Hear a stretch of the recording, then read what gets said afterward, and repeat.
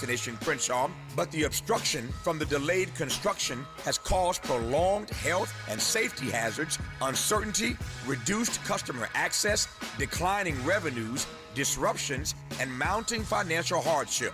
A broad spectrum of the community expressed their frustration over these delays and the impact they have had on the community at a standing room only July 30th town hall at Bethesda Temple Church, widely covered by the media, including ABC, CBS, Fox, and NBC.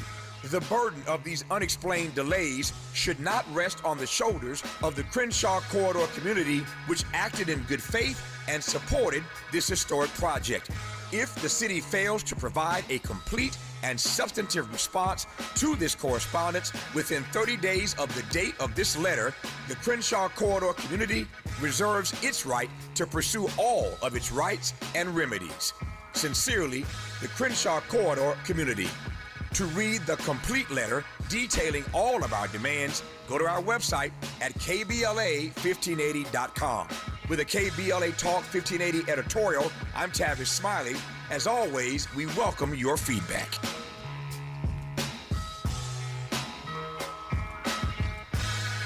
First things first.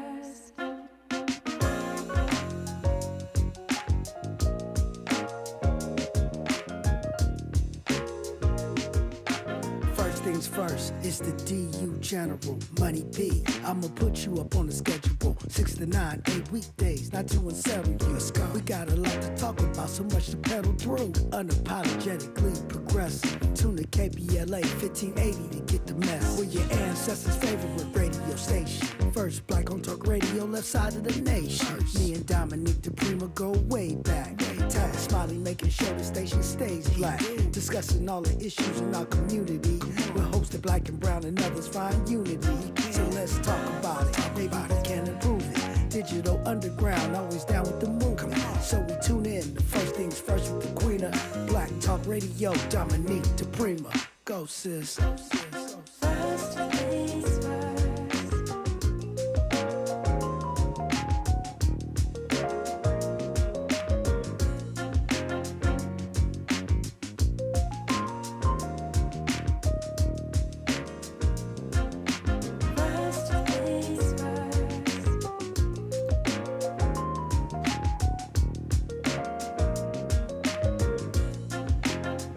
KBLA Talk 1580. Good morning. Good morning and God bless. I'm Dominique DePrima. This show is called First Things First. And my very first thing is always prayer, giving thanks, giving praises, and asking for blessings from God, asking for the blessings of the ancestors and the elders. And let's go. We've got a lot to talk about, a lot to do. It will be guaranteed an eventful day around here. So it's a Wealth Building Wednesday, and this is how we do things on Wednesdays. Hour 1, we look local. Hour 2, we go national, international, and beyond. Typically, we start off the hour with a spotlight on a small, Black-owned, BIPOC-owned woman or socially innovative enterprise. If you want to be included, you can reach out to me, DePrimaRadio@gmail.com. That's DIPRIMA, DePrima Radio @gmail.com. And we will consider your business for the Wealth Building Wednesday Spotlight. Rest of the hour, we open up the phone lines, take a look at what's going on nationally, internationally, and worldwide. And in the third hour, we do a deep dive on a person or persons of interest or a hot topic. It is the first Wednesday of the month, so it's also a well-being Wednesday, the first Wednesday of the month. And occasionally when the other Wednesdays feel very, wealth-building, well-being-ish, we will have medical professionals to get us in alignment with all of the information we need, up to date, just breaking news in the medical field. Really important again now because of what's happening with the CDC and the World Health Organization and the RFK, Make America Maha movement. Anyway, I digress. That is what we have on deck for you today. I think you know by now, unless you're new here. If you're new here, welcome. I think you know by now that you're always invited in at 800-920-1580, 800-920-1580. Love to hear from you on whatever topic we're on, if you have a question for our guest. And when I'm freestyling, which often the case, especially in hour 2, you can bring up any topic you want. Let's do it. So that's where we are this morning, being joined. Well, I should tell you first that at 5 o'clock this morning, KBLA Talk 1580 did drop a letter. I'm pretty sure you heard part of it right now with Tavis Smiley with his editorial. But, excuse me. But what's happening is, that following the highly successful town hall meeting, jam-packed town hall meeting around Destination Crenshaw, or Procrastination Crenshaw, as Tavis has dubbed it, a coalition of businesses along the Crenshaw corridor, led by KBLA Talk 1580, has sent a letter to Council President Marquise Harris Dawson. That dropped at 5 o'clock this morning, of a special guest on, and after news, traffic, and sports for what Tavis calls the B side of the hour, second half of the hour, to talk about what that letter says and what the next steps are for Destination Crenshaw, for the Crenshaw corridor community, who we are demanding now no more stalling on our street. And so we will talk about that. Right now, though, we're being joined once again by the man who held it down so I could go do my Dora the Explorer act over in Costa Rica. He is a writer with the LA Progressive. He's a writer on the freelance space, and he is also a KBLA host now with his own Saturday show, The Conversation Live, Altadena Forward. James Farr, good morning. Good morning, Dominique, and welcome back. Thank you very much. Thanks for holding it down for me so I could go chill. I had a great time. I heard. Well, yeah, I told people I knew nothing of where you were, but I'm so glad that you had that time for a respite and recharge, because, I know we got more important things to get into, but I really think the delegation perhaps doesn't understand just how easy you make getting up at those wee hours in the morning and showing up fresh, smiling, and delivering information. I'm still recovering. Oh, well, thank you thank you for the trust. And also thanks to your wife for allowing that. But look, I saw the headline yesterday about study shows that Southern California Edison was to blame for the fire in the Altadena Eaton Canyon case.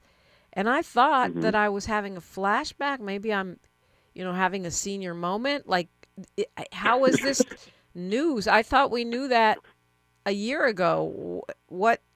Explain what's new. Why is this breaking news? It is a Captain Obvious moment, Dominique, but it is what our lying eyes, as Edison would have had us to believe. It just proves what many have known for nearly the past 20 months, that this independent investigation by CAL FIRE and LA County Fire Department, it just basically points to the causation of the fire, that the utility tower that's up in the foothills of the Eaton Canyon, it arced, which means it re-energized, it caught fire, molten metal started dripping down into an unattended brush area around the tower, which Edison was supposed to maintain, and they neglected that responsibility. You take that, and then as the wind event was happening on January 7th. It was a hurricane, as one of your listeners pointed out. It was a hurricane without rain. So the combination of those two events is the net result of finally there's an official report. What it means, Dominique, is we can stop saying alleged, we believe. Now we can move into more affirmative language with this is what happened. And it's pretty much what we've known for the last 20 months. Yeah, well, I think that's right. So this is the state and the county, right? Fire departments that are saying it was started by Altadena. And we wouldn't expect the city of Los Angeles. Let's review, boys and girls. The city of Altadena is not in the city of Los Angeles. It is in the county of Los Angeles and the state of California, but it is not part of the city, so we wouldn't expect the city fire department to weigh in on this. But is it surprising to find this coming from this from the state and the county, or is this pretty much what they've been indicating all along? Well, what would have been more surprising is if the government were prepared to deal with the disaster before it happened. It's easy to, deduce what we have seen through video investigations. In fact, what is surprising is that this report wasn't completed much sooner. It wasn't rocket science. It's clear what happened. Video shows it. Testimony shows it. But yes, the concern. So what is that? Oh, sorry. Go ahead. The concern is that Rob Bonta, our Attorney General, announced earlier this year that he was launching an investigation into the civil rights. I don't want to get ahead of one litigation, perhaps, as opposed to the lawsuit. But what's interesting is I don't know how the state investigates itself. That's usually something that we're skeptical of. Trusting them to be honest, right? Are they really investigating themselves? If, in fact, Southern California Edison, I guess they regulate Southern California Edison. Is that what you're saying? Because they're the regulator. Yeah, they go ahead. They are the regulators. Cal Fire, state resources, county resources were a part of the response, and so both those agencies need to account. The conflict that I'm actually raising is our Attorney General is duly charged to defend the state and represent the state, right? And so it's kind of this conflict that exists, like the DA investigating himself, right? Yeah, or a department. That's how our system is set up, but it's not always the most transparent or the most effective for the ratepayers. When we come forward, James, I want to talk about what this means. Does this official report coming from the county and the state fire apparatuses, does it change the picture for insurance, for Altadena, Eaton Canyon homeowners who are still trying to get justice from Southern California Edison, from their insurance companies? We'll talk about that when we come forward. James Farr is with us, and you're listening to Dominique DePrima on KBLA Talk 1580. She's reclaiming her time on KBLA Talk 1580. More First Things First with Dominique DePrima when we come forward. The KBLA 1580 app puts the realest conversations right in your pocket. Stream live wherever you are in the world. No static. No searching the dial. A crystal clear connection 24/7. Exactly when you want it. We recommend that you keep automatic updates enabled. Set it and forget it. So the app stays up to date with store requirements, bug fixes, and new features as we roll them out. Download the KBLA 1580 app today and stay plugged into the conversation everyone's having. Ready to order? Yes. We're earning unlimited 3% cash back on dining and entertainment with the Capital One Saver Card, so let's just get one of everything. Everything? Fire everything. The Capital One Saver Card is at table 27, and they're earning unlimited 3% cash back. Yes, Chef! This is so nice. Had a feeling you'd want 3% cash back on dessert. Ooh, tiramisu. Earn unlimited 3% cash back on dining and entertainment with the Capital One Saver Card. Capital One, what's in your wallet? Terms apply. See CapitalOne.com for details. Back to school starts now. Get long-lasting battery life on the Dell XPS laptop powered by Series 3 Intel Core so you can work from anywhere. Now starting at $699 with exclusive student pricing starting at $599. Complete your setup with savings on select monitors and must-have electronics and accessories. Limited time deals and free shipping on PCs and more await you at Dell.com/deals. That's Dell.com/deals. Just in case you missed our Procrastination Crenshaw Town Hall. Been dealing with the lies of Crenshaw Destination. I live on this street. I remember the first day I came and there was no parking. And they said it'd be 6 months just to fix the wall. They started putting the big boulders down, and my life has changed ever since then. My kids haven't had graduation parties. They haven't had birthdays. My car's been in the shop multiple times. All my tires have been replaced multiple times, each one. I spent $1,000 on my front lawn because it's 6 months. Keep replacing sprinkler. Now it's just dirt. You know, it's frustrating because I'm not a politician, but I know politics. You know, and I know the Smiley said the councilman, but I want to go above that. Karen, you want my vote? Make things happen.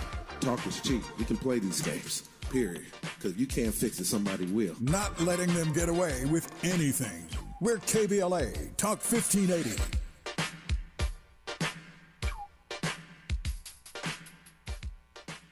Your ancestors' favorite radio station, and your favorite morning show host. Let's get back to Dominique DePrima right now. Right now, James Farr has been kind enough to check in with us this morning with the breaking news, LOL, that fire officials are saying that they have determined through their investigation that Southern California Edison is responsible. They started the fire, and we, like James said, we don't have to say allegedly, which killed 19 people and destroyed at least 9,000 structures in that Alta Pass community.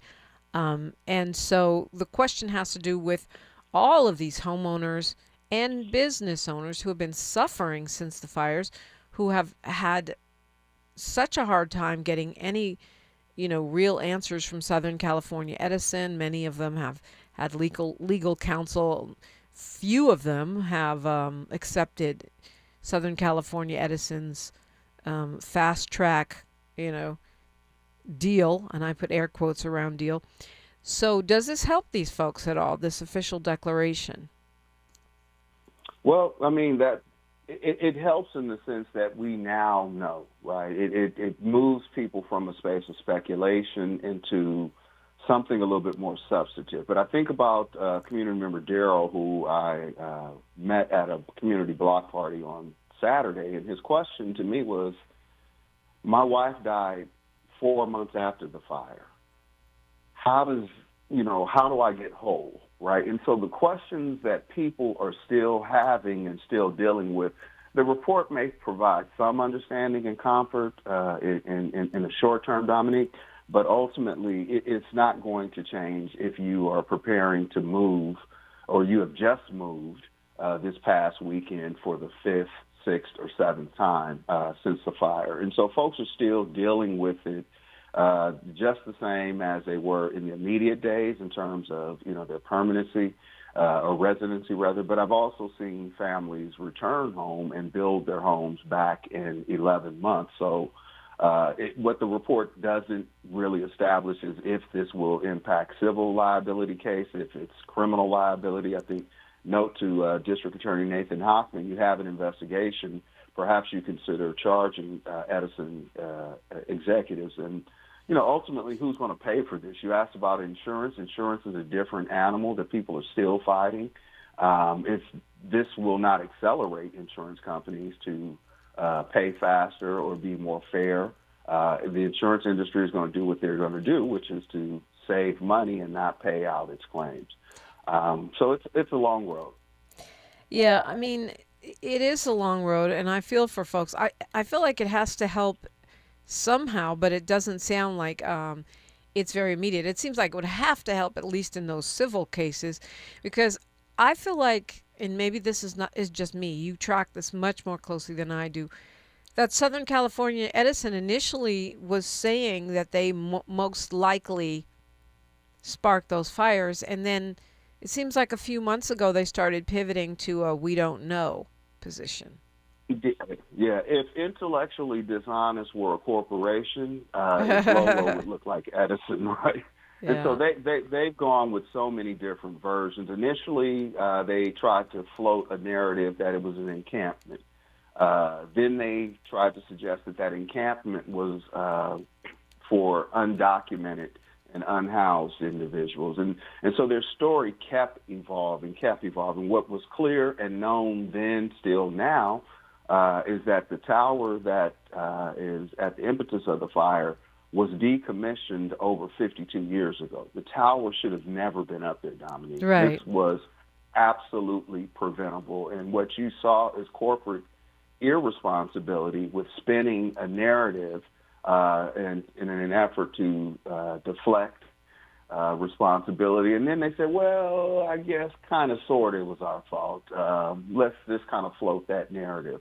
But ultimately what they've done is created this compensation fund, which people have to have their own agency and decide if that is the best solution for them. But by all accounts, what they're doing is offering people pennies on the dollar, anywhere from 50% of what should be reasonable for a person to just kind of get back to where they once were. Yeah. And I know a number of things. I'm trying to power through these really quickly. I know Sure. that folks, there was a contingent of activists that went to Sacramento that were really calling for Southern California Edison to give a baseline fund to impacted families, because a lot of them are running out of the insurance money that they were using to get alternative places to live while they still have to pay their mortgages. Is that going anywhere? Is that likely to go anywhere? No, it won't. And you're referring to Good Friday when activists went to the CEO's home and asked him to resurrect the community of Altadena. I didn't understand that. Also, the community members went to Sacramento just recently and are planning another trip, and they are asking at this point for the governor not to pass any legislation that may advance. Yeah, we were getting to both, that. That was part of the list. So yeah, because they feel like the state already did pass this weird thing, which I don't fully understand, where it's basically they cover the liability for these utilities while we, the taxpayers, cover it. So, I mean, they already have that.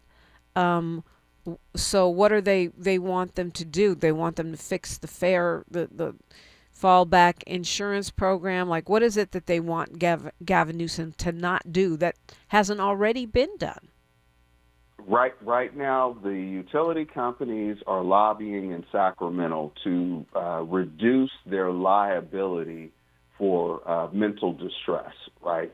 Property loss can be pretty much calculated at a fixed number, right? What they want to do is to disallow plaintiffs to claim the emotional distress. I mean, what Edison is offering kids is a few $1,000s if you accept their plan, and you can't resue them. And so they're endeavoring next week to forward the governor any legislation that's going to advance and benefit Edison. They want to get in between that and encourage, hey, Gavin, you may run for president. We will remember. Mm-hmm. Right. So that's what limiting their compensation for pain and suffering is, not the property piece, but the emotional piece. Correct. But there's also something about they don't want the insurance companies to be able to go after them either. And they want to cap attorney fees. So they're really, it seems like there's a lot of squeezing going on. And I know that these utility companies are big contributors to various campaigns, including Governor Newsom, correct? Correct, yeah. I mean, they are looking to mitigate as much exposure as possible. But here's the thing. The ratepayers have already paid into a fund, right? They pay it every month. Right. Yeah.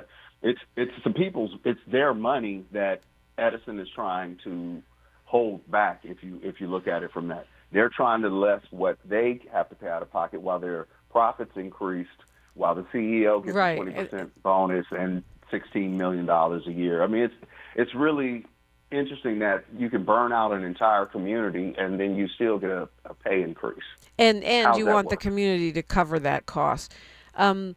Okay, so Jacqueline Anderson wants to know why FEMA didn't do anything. And then my follow-up question, we just got a couple minutes here, James, is, sure.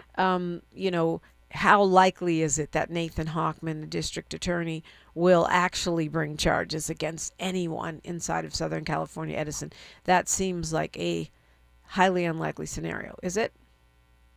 Well, Jacqueline, you could have asked the resident, as you referred to him, Dominic, on the tarmac just yesterday in L.A., why his administration didn't show up for our community. We still don't know.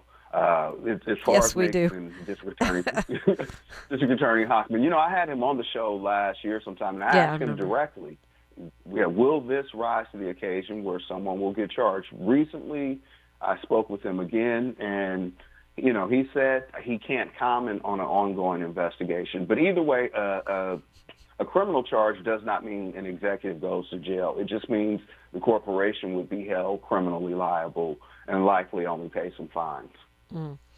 Of course, folks should be listening to your show Saturday mornings at 10 on KBLA Talk 1580 to stay up to date on what's happening in Altadena, Pasadena with fire recovery there. What else should people be tracking now, James?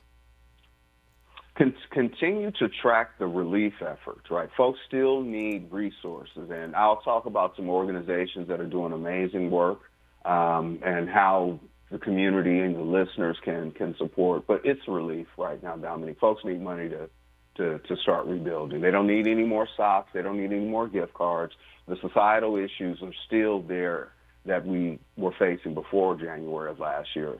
Right now, folks need a shovel, a nail, some wood. If that's the help you have, that's the help they're looking for. Yeah, makes sense. And so, again, tap in with James Farr on Saturdays, and you can, if you don't know, figure out what are the reputable organizations to give your money to if you have some to give. Thanks for staying on top of these issues, James Farr. You can find him at James Farr Absolutely. Live on all the socials. Appreciate you. Thank you, Dominic. Have a good day. And you as well. We've got news, traffic, and sports right here. When we come forward, we will focus on the latest move by KBLA Talk 1580 and a coalition of businesses and concerns, shareholders, stakeholders, as they say, along the Crenshaw corridor. That is next, only right here. More of First Things First with Dominic DePrima when we come forward. I'm Mike Eilen with BIN News Now. The uncontained wildfires burning in Spokane, Washington is burning over 10,000 acres. The fires have also forced nearly 65,000 people to evacuate. Meanwhile, the federal government has approved Washington Governor Bob Ferguson's request for FEMA assistance. The request includes funding for 6 counties and 3 tribal organizations. Over 20 Democrat-led states are urging the U.S. Supreme Court to block the Trump administration's new limits on mail-in ballots. The president wants the federal government to take control of voting by mail. The Supreme Court is expected to act within a few days. The murder trial of the man accused of killing Tupac Shakur is set to begin next week in Las Vegas. Dwayne Davis is accused of orchestrating the 1996 murder and faces life in prison without parole if convicted. The trial is set to begin August 10th. Get BIN News Now on demand 24/7 on the free iHeartRadio app. For victims of drunk and drug driving, our grief is unique. But you are not alone. You always have a place at MAD. Call our 24-hour victim helpline at 877-MAD-HELP or visit mad.org. This is the KBLA Sports Minute with Ray Richardson. The losing streak for the Dodgers is up to 5. They lost to the Cubs 5-1 Tuesday night in Chicago. Longest losing streak of the season for the Dodgers. They did have something to feel good about last night. Pitcher Tariq Skubal was impressive in his debut with the Dodgers. Skubal, acquired in a trade Saturday night, struck out 6 in 6 innings of work. He retired 8 batters in a row before leaving after the 6th. The USC football team begins practice today with the nation's #1 recruiting class. Will that translate into a better season for the Trojans? Last year, the Trojans were 9-4, 7-2 in the Big Ten, but failed to earn a bid to the college football playoffs. In the 14 years of the playoff system, the Trojans have never been a participant. This will be the 8th season for Lincoln Riley as USC head coach. If he wants to come back for a 9th, he may have to get the Trojans into the playoffs. No debates, no speculation, just the info you need. That's your KBLA Sports Minute. I'm Ray Richardson on KBLA Talk 1580.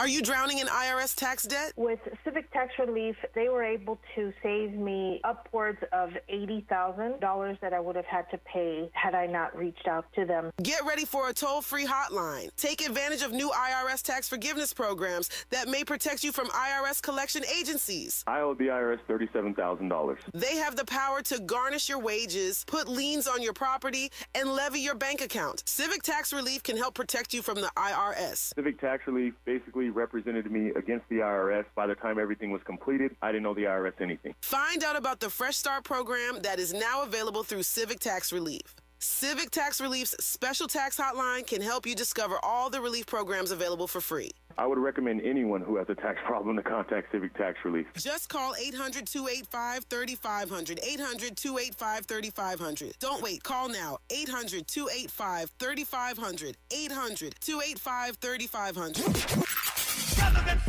In a world full of noise, one station keeps it real. KBLA Talk 1580, where the conversation goes deeper, the voices sound like yours, and the issues that matter most to our community take center stage. Progressive, powerful, unapologetically us. Whether you're driving through the city or tuning in from your home or office, join the public square. KBLA Talk 1580, your home for talk that enlightens, encourages, and empowers. Listen live on our free KBLA 1580 app, on our website at KBLA1580.com, or on your radio dial at 1580 AM. Unapologetically progressive.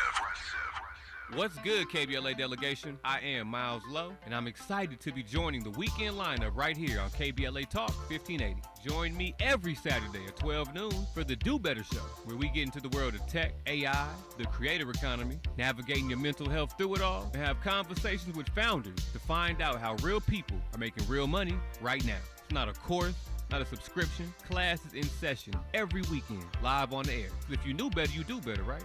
So let's make a better you. The Do Better Show, every Saturday, 12 noon, and replaying again at 7 p.m. right here on Unapologetically Progressive KBLA Talk 1580. We got a lot to talk.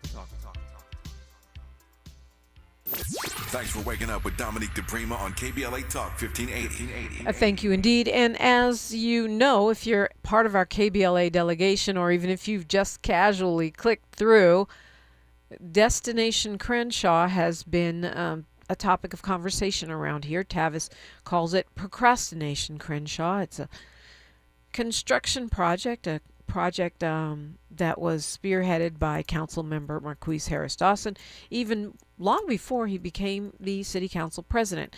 It happens to be taking place just behind our radio station.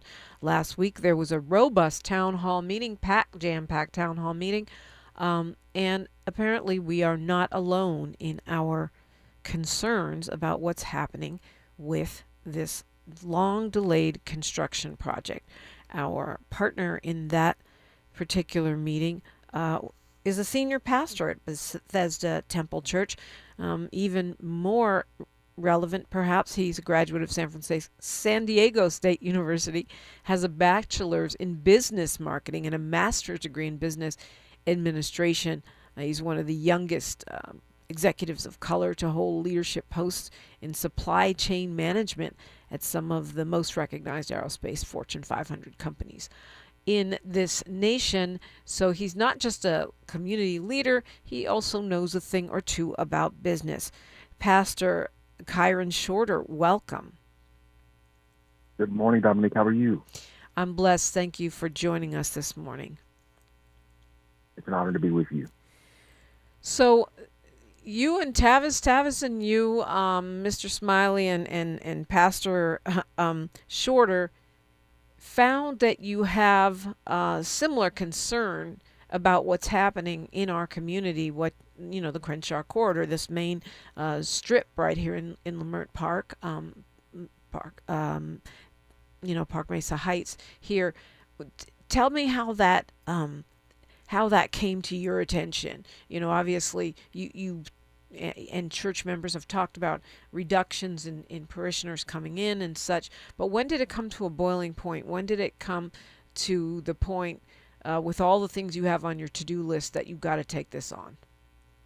Yeah, I mean, for many that aren't aware, Destination Crenshaw was dubbed as this project of revitalizing the Crenshaw corridor that promised lots of business opportunities, a infusion of economics into the Crenshaw corridor area to support businesses, Black jobs, all those great things. And when we were approached about this project a few years ago, we were on board. Desire to be a good neighbor, desire to want to see our community enhanced and bettered. And certainly this project came to a head when we look out, some 5 years later after this project, kicked off, particularly on our doorsteps, and find that we've seen absolutely nothing.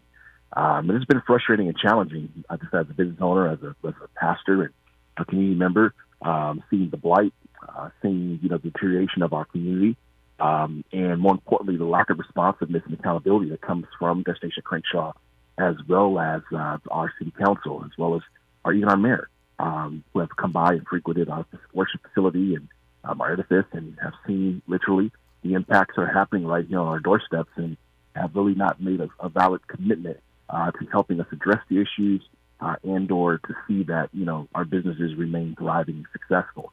This has had huge impact. Yeah, I mean, I work here, right? I mean, I walk to work every day navigating what has become increasingly difficult. A couple things, though, that first of all, with both you and my boss, Mr. Tavis Smiley, I push back on the mayor. I know she's the leader of this city, but this is a project that was initiated by one council district, Marquise Harris Dawson, and I understand they're allies, but the mayor has got to run a budget for every council district. So if one council member decides to do an important beautification project, or what they feel is an important beautification project in the district, is it the mayor's job to drop everything else in all of the city priorities, the Boyle Heights, fire, and the cleanup of the Palisades fire and the houseless crisis, to get a project that one council member committed to getting across the finish line? Is that fair to the mayor to put this in her lap, especially when that council member is the president of the city council and has some clout? I got you. That's a very fair question. I think both things can be true. I think you can ask for accountability from the mayor and also squarely place the responsibility on the visionary of this project, which is Marquise Harris Dawson. Coming out my doorsteps of the church and seeing our mayor, not our councilman, our mayor, actively cleaning up trash and the blight, and putting beautification efforts in place on a project that's been stalled to assist with the 10K walk, means that there's some accountability there. It means that you care enough to make sure that it's not an eyesore when you do a 10K walk in our community, but there's no focus from you as well to make sure that the project is funded. So I think accountability comes on that front. Again, this is no attack on Mayor Bass. We have a great relationship, and I think Tavis would tell you that our desire really is, if she has an opportunity for her to extend resources to assist, our councilmen, we certainly welcome that. But both things can be true. We can't really put this on our shoulders, but also can say, hey, you know what, if you have enough energy to come by and to assist us with things that you visibly see are problematic, so that when it's placed on TV, it doesn't look as bad, then at the same time as well, you can put that same energy in helping us find resources and to find opportunities for us to continue the project. So, I think both things can be true. I think, you can put the responsibility where it is, but at the same time as well, we know that Crenshaw is the jewel of the city. We know it's the jewel of South Los Angeles, and it is the Black Mecca of the West Coast. And when you consider that, I think there is a responsibility from the Black mayor to want to say, hey, you know what, those who are disenfranchised, or those who feel like, our community has taken a hit, deserve some attention. So absolutely, again, I don't disagree with that, but I will continue to push back on you respectfully, Pastor, and you, Tavis Smiley, respectfully, on placing this on the lap of the mayor when this is a private project. This wasn't something that was a citywide project. This is a project of the council member. But trying to squeeze in all these questions before we get run out of time. Go ahead. And just to follow up again, I don't think, again, that these attacks are directly there. I think if you listen to the town hall in the context of what he's saying, clearly responsibility is solely on the shoulders of Marquise Harris Dawson, as well as, those who work directly at Destination Crenshaw. I think that's clearly where the responsibility is. And as an observer and as a community leader and as someone who has seen the mayor take an interest, you do desire some assistance and some help there. Absolutely. We need all hands on deck. I understand that, but I just want to be clear from my perspective. the other thing is, I feel like this project has, and I'm sure you know this because you're in the community, has been plagued by a lot of conspiracy theories and people's concerns about it since the first announcement of it. Some felt it was part of the effort to gentrify the neighborhood. I mean, we've done countless shows on that. And yet, now the perception is that nothing has been done. And, in disclosure, I know Councilmember Marquise Harris Dawson. We've been friends for a long time. But clearly, I don't think it's fair to say nothing has been done. But on the other hand, nothing has been done for a long time. We haven't seen a truck go in and out. We haven't seen a shovel. We've seen just a fence and this big closure right in the middle of our streets. But I've gone in there. I've toured it. There are art pieces in there that observation deck is there. So I don't know if that means nothing has been done, but in a way, does that matter if it's clogging up the whole neighborhood? Well, if you got a tour, that's more than I've gotten. Yeah. Someone who, is part of the community. And I think that is the issue at hand. Well, it was a media tour. It wasn't for me personally. I mean, the Sentinel exactly. and the LA Focus, and this is about a year ago. So, yeah, and it's quite beautiful what is there. Those courtesies. Yeah. Right, but I think that's the challenge. The challenge is the lack of transparency. The challenge is the lack of accountability and the lack of communication. Those things have not been afforded to those stakeholders in this community who this project impacts the most. And although you have media credentials and can get behind-the-scenes access, there are many of us who want to know what is behind the wall, because No all doubt. we see gates and fences. I feel like I'm in prison. I feel like our church is in prison. I walk out of my doorstep, and we're surrounded by nothing but fences. And, and I hate to keep sounding redundant, but both things can be true. Yeah, there have been projects that this project has gotten started. But, they physically and literally came and tore up our street. And then that's been the end of it. So, yeah, both things can be true. Yeah, they started something. I can't say nothing has been done, but at the end of the day, you walk away from a site like our church, where the wall is directly impacted right in front of, our church facility and our other businesses, right in front of Doolin's restaurant. The wall literally has been, the street has been broken up now for almost 3 years without any movement. And just walk away from the project. Yeah, you could say you did something, but at the end of the day, as the scripture tells us, he that buildeth has to count the cost. And, that lack of financial transparency, lack of accountability, the timelines, the conversations with the construction companies that first started at the onset of this project have gone away. Again, phone calls have gone returned. There's now this opportunity for re-engagement now that we've had the town hall meeting, but the purpose of the other night's conversation was to let them know as a business owner, it's not just me as a pastor, it's not just our church is impacted. There are our neighbors who, have to walk 2 and 3 blocks to bring groceries to their doorsteps. We don't have the proper security. We don't have the proper lighting. There's a blight. And more importantly, there's a real economic impact that has not been, I think, fully considered in this conversation. And what that means for struggling businesses who have literally closed their doors. I encourage all those who haven't to go and take a look at the town hall so that you can hear directly from business owners, from charter schools that have been impacted, from veterinarians that have been impacted. These are not cliches. These are people who are living the day-to-day frustrations of this project. Yeah. And we have the right to ask for accountability. Again, this is not a hit piece on Marquise Harris Dawson. He's been to our church. Even in the midst of this construction project, this isn't a piece, directed at the mayor. We just want accountability, and I think, and more importantly, the responsibility and the burden is on the doorstep of Destination Crenshaw. And my philosophy is like, hey, we don't have the funding secured to complete the project. Let's maybe revision the project so we get those funds available so that we can get back to day-to-day living. Right. This project was promised not to produce interruptions, and those promises have been broken. Yeah, and to be clear, I've known Councilmember Marquise Harris Dawson since he was, not even leading Community Coalition, so many, many, many years. And I've called, and they tell me, it's going to start back up next month. And I've heard that so many months.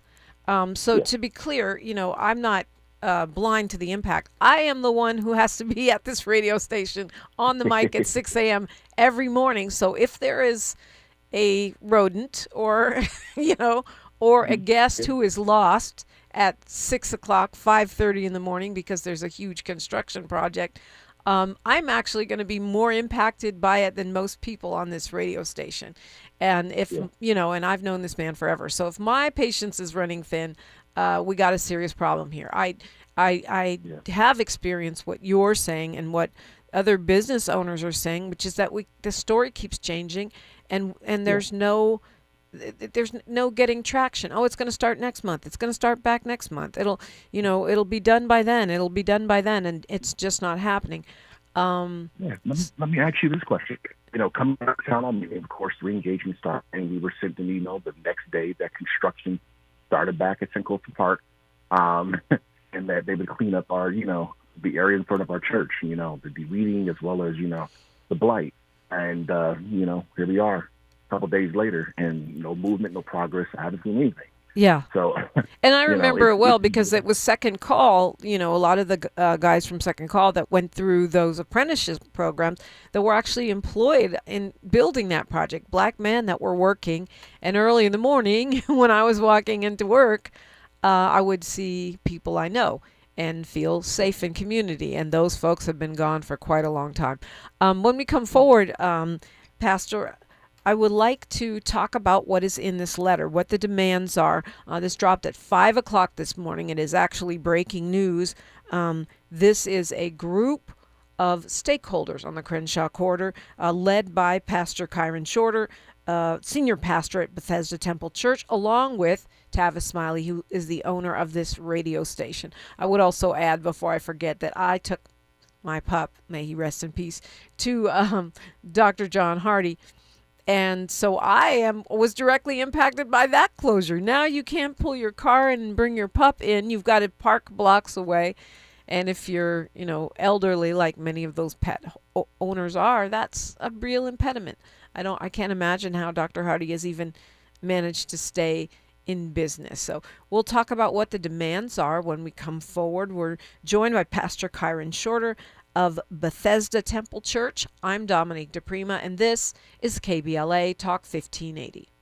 The station you turn to when you've had it up to gear with cultural incompetence. KBLA Talk 1580.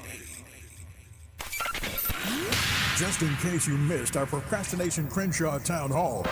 Been dealing with the lies of Crenshaw Destination. I live on this street. I remember the first day I came and there was no parking. And they said it'd be 6 months just to fix the wall. They started putting the big boulders down, and my life has changed ever since then. My kids haven't had graduation parties. They haven't had birthdays. My car's been in the shop multiple times. All my tires have been replaced multiple times, each one. I spent $1,000 on my front lawn because it's 6 months. Keep replacing sprinkler. Now it's just dirt.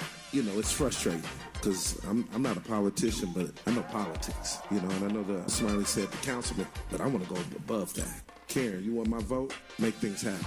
Talk is cheap. We can play these games. Period. Because you can't fix it, somebody will. Not letting them get away with anything. We're KBLA Talk 1580.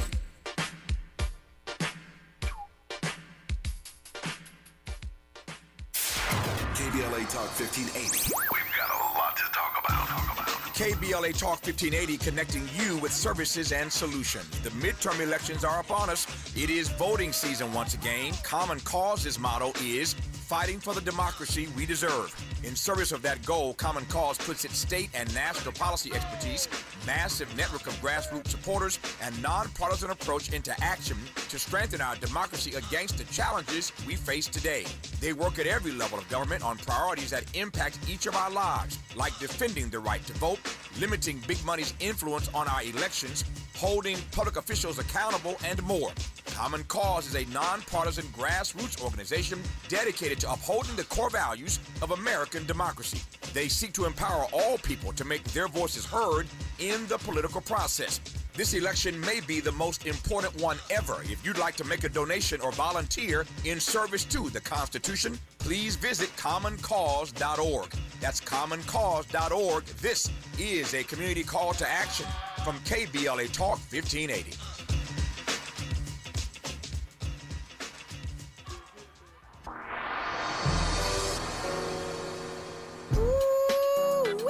Fridays just got better. What's up? I'm Amanda Seals, and this is your invitation to come and sit with me. Yes, get seated as I do my thing on KBLA Talk 1580.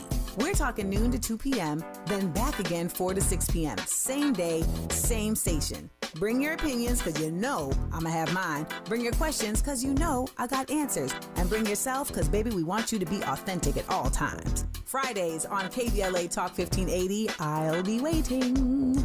Join me. We're not for everybody, but we're for everybody. You're listening to KBLA Talk 1580. Pastor Kyron Shorter, Senior Pastor of Bethesda Temple Church, is joining me, and we are talking about Destination Crenshaw, or Procrastination. Crenshaw, as Tavis Smiley has dubbed it. An hour and 53 minutes ago, a letter dropped, signed by yourself, this radio station, Tavis Smiley, and a number of other community stakeholders, which is addressed to the city council member, the city council president, Marquise Harris Dawson, his chief of staff, Joanne Kim, and it makes demands. It says request for the completion of Destination Crenshaw and the creation of a Crenshaw Quarter Business Interruption and Resident Relief Funds. Let's talk about what's at the heart of this letter, Pastor. Yeah, the heart of this letter is accountability. From day one, when we established this relationship with Tavis and KBLA, the desire really was for us to get a better understanding of where we are with this project in general. And so this letter requests and demands that accountability. We want to know specifically what's happening with timeframes, with funding. We want to know inch plans and stones. I work in contract manufacturing, working on space and defense. I've done so for years, and so I understand what it is to get to the goal line when it comes to, manufacturing aircraft. I know that there are processes that are in place for us to do things on the construction side. So what are those levels of transparency beyond we'll be back up next month? We want some hardcore definitive accountability from Destination Crenshaw and from the city as it relates to the completion of this project and in its totality. And then, there are considerations that need to be made for those who have their business interrupted. I think it's only fair that these considerations be granted to businesses who are holding on for dear life, trying to weather this impact, as well as residents who we heard countless stories and testimonies about from the other night in our forum, who need to be considered, for things to help them get back on their feet to be able to weather, again, this impediment, this project that has been derailed. And so these are requests, and our desire is to sit and work with city councils, work with Destination Crenshaw on things that we believe will be fair to help those who have been impacted because of this project. Why would we believe the timelines? You and I have both pointed out that we have gotten quite a few changing schedules. We don't have confidence, right, Destination Crenshaw, but accountability and the city, I should say, but accountability and actually. So I think, coming off of the momentum of this town hall and the overwhelming responses we've got as far as signatures and voices that have led themselves to this effort, I think there's now a window into, what accountability looks like, and more importantly, where that dialogue begins. Prior to this conversation, it's been one note, it's been one tone, it's been one side, it's been whatever Destination Crenshaw is wanting to put out there. Their press releases, and you get an occasional op-ed here or there asking questions, and then you get, this story about how we have all these different prominent celebrities lined up and all these crowdfunding opportunities available to us, but there really has never been the transparency to tell us what happened to the money that was granted to this project, where it went, and we desire that transparency. If we're going to be part of a project that is community-centric, it should include the mission of the Crenshaw Corridor, having to see at the table to understand the nuances associated with this project. So that it makes sense. Working in supply chain, working in that background, I understand cost increases, I understand, the power of inflation, and we're not taking anything away from those processes, but at the same time, there has to be a level of financial transparency as well as communication and strategy that helps us get back on track to see when we're going to start seeing this community shift in drastic fashion. Pastor, what do you say to members of the council staff who have said to me directly that businesses have already received compensation? well, that's news to me. And again, I think it's because, again, I just, speaking transparently, I think, there have been some people who have been paid to be silent about this.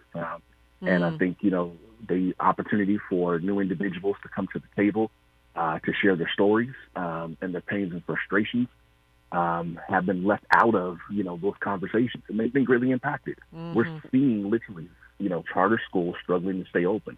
We're seeing businesses holding on by a thread. We're seeing people have to reduce workforces. Again, we're talking about, a concentrated effort to increase the Crenshaw economy. And we're seeing the complete opposite of that. And there need to be considerations for businesses, nonprofits, businesses. I mean, just like they did with the Metro, right, Pastor? Absolutely. The Metro project, those considerations were given to business. Now, mind you, we weren't included in those discussions as well. So I can't Lord. speak to what those, I did not know that. That's crazy. As a ministry, as a church, as a nonprofit, a lot of these things happen on our doorsteps. And, we were at a time in our ministry where we were dealing with pastoral transition. So to save you the story there, we didn't have a leader at the time who was willing to put his neck out there and, willing to engage the conversation. I want to commend, Tavis as well as others for even picking up our phone call. We sent an email, saying we wanted to have this town hall meeting, and we sent it to every media outlet. And the only response we got was from Tavis. And I told him, I said, I'm not for sale. This church is not just, I don't want a backdoor deal. I'm looking out for the neighbors. I'm looking out for everybody in the community that's impacted. Yeah, I can get something to make us feel better at Bethesda, but that's not our goal. Our goal is to make sure that lives are no longer impacted. We have neighbors, we have tenants, we have individuals who have to walk this nightmare daily, and it's time for the city to reckon with that and for them to be considerate of what's happening, which is the reverse of what this project promised. And so that's what that letter, I think the spirit of the letter is. It's demanding accountability, but it's a more nuanced accountability. It's really getting into the brass tacks of what this project is going to cost, what completion looks like, what time frames are going to look like, what the task force are going to be, how constituents and how neighbors of the Crenshaw corridor are going to have a seat at the table to really, work hand in hand with Destination Crenshaw and the city council to see this project, come to fruition. Pastor, as well as excuse me, Pastor, could we ask you for another 10 minutes of your time? I'm up against the clock here, and is that possible? Sure, I'll hang as long as I can. Yeah, just give me a few more minutes because we haven't gotten to deadlines and consequences, and we're up against a hard stop here for news, traffic, and sports. Pastor Kyron Shorter, senior pastor at Bethesda Temple Church, returns with us for just a few more minutes when we come forward. KBLA 1580 Santa Monica. I'm Mike Eiden with BIN News Now. The uncontained wildfires burning in Spokane, Washington is burning over 10,000 acres. The fires have also forced nearly 65,000 people to evacuate. Meanwhile, the federal government has approved Washington Governor Bob Ferguson's request for FEMA assistance. The request includes funding for 6 counties and 3 tribal organizations. Over 20 Democrat-led states are urging the U.S. Supreme Court to block the Trump administration's new limits on mail-in ballots. The president wants the federal government to take control of voting by mail. The Supreme Court is expected to act within a few days. The murder trial of the man accused of killing Tupac Shakur is set to begin next week in Las Vegas. Dwayne Davis is accused of orchestrating the 1996 murder and faces life in prison without parole if convicted. The trial is set to begin August 10th. Get BIN News Now on demand 24/7 on the free iHeartRadio app. For victims of drunk and drug driving, our grief is unique. But you are not alone. You always have a place at MAD. Call our 24-hour victim helpline at 877-MAD-HELP or visit mad.org. Just in case you missed our Procrastination Crenshaw Town Hall. We've had neighbors who have had the garbage truck potentially swipe their vehicles because if you park just a little bit too much into the street, you're at risk of getting it hit. If you park too much forward or back, you can't get in and out of your own driveway. And if you're late for a meeting or an appointment, pretty big deal. I really hope we never have a major emergency on this street because being able to get fire department in and out would be very